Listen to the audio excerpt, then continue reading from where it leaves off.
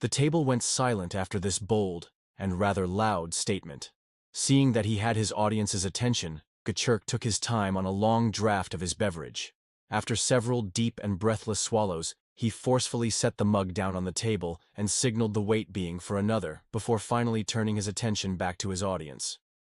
It's simple, really. Let's take a swarm of Narthian needlebugs as our example. They don't look dangerous, right? I mean, yeah, they have those tiny pincers and the stinger, but their nips and stings don't really hurt and the poison is more of an irritant than anything, right? Every being at the table knew this, so the question was met mostly with irritated expectancy. Similarly, humans have fangs, but they're not really sharp, and their claws are mostly decorative. If they bite you, their mouth is a sewer, but it's nothing an antibiotic course can't handle, right? Most of his audience found themselves nodding along. This stuff was common knowledge, but less common than the needlebug factoids. Gachurk absently thanked the waitbeing for his refill, took, for him, a modest swallow, and continued. Any individual needlebug is easy to squish, right? Their exoskeleton is soft, and they don't move very fast, do they? Likewise, humans have no natural armor and most of them don't run very fast, if at all. The table rewarded this jest with a few quiet chuckles. But, he continued, Narthian needlers are tightly controlled and banned on almost every world of the Conclave. Why? There were beginning to be some very thoughtful expressions around the table. You know why. Because although needlebugs don't breed as fast as most insectile species, they breed constantly, and most of their offspring make it to adulthood. That means their colonies grow until the queen feels like she can't control it or it hits a resource limit, and then the queen splits off a new colony.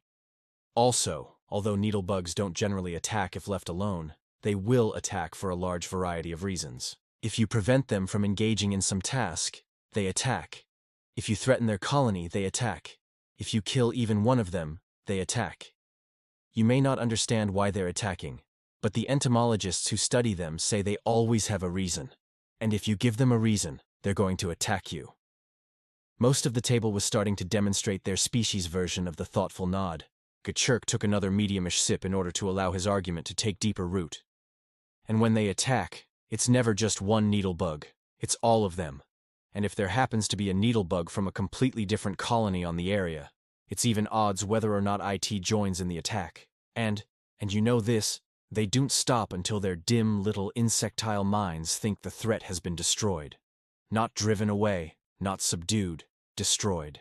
And although any one Narthian insect psychopath is easy to deal with, several thousand with the possibility of reinforcements, if another colony somehow notices and decides to participate, are almost always fatal to the being that offended them. Another drink, this one longer and deeper, as if to emphasize the importance of his next statement. Now, humans, you've all heard the stories, right? Every being at the table indicated assent, but have you actually thought about the stories you hear? Some yeses, some nos, and a lot of thoughtfuls staring into drink containers. Gachurk jumped back in after everybody had chosen a stance. Like needlebugs, humans are harmless if left alone, but if you bother them, they will attack. Threaten their breeding partner? Death? Threaten their offspring? Death? Prevent them from building a colony somewhere they find desirable? Death. Attack that colony? You may be looking at the complete genocide of your species. Touch their boats. Atomic weapons will be used. And, like Narthian needlebugs, they don't stop.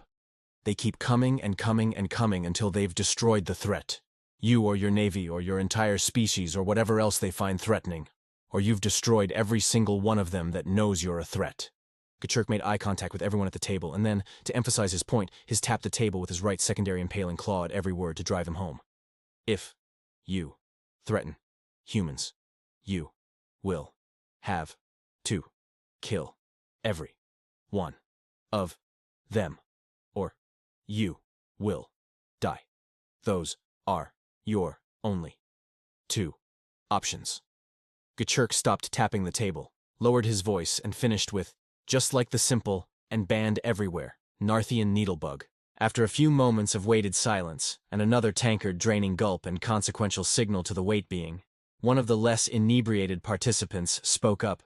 But, You said they're like a needlebug colony with an insane or out-of-control queen.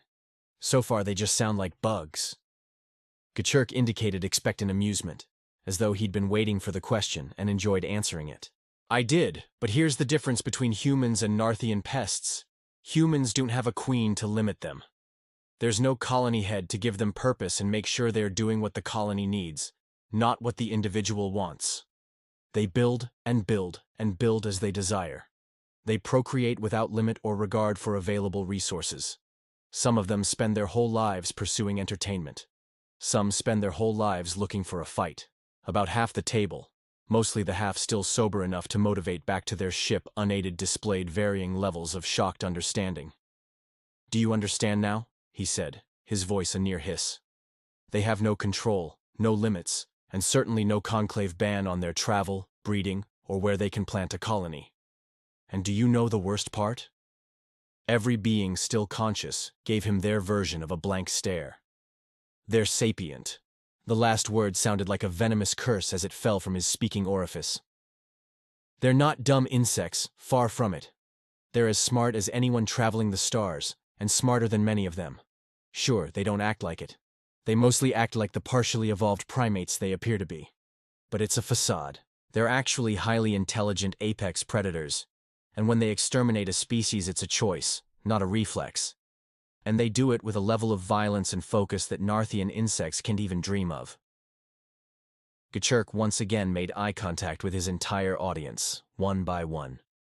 So, mind your P's and Q's around a human, and if you're smarter than old Bintan Flow 2 here. At this point he used his right forefoot to nudge a reptilian being supine on the floor next to him, and then, without missing a beat, he finished with, "You'll make friends with them, and make sure they never view you as a threat." With that last pearl of wisdom he trained his last tankard, stood up, and headed towards the door, with a gait that had most of his feet heading the same direction.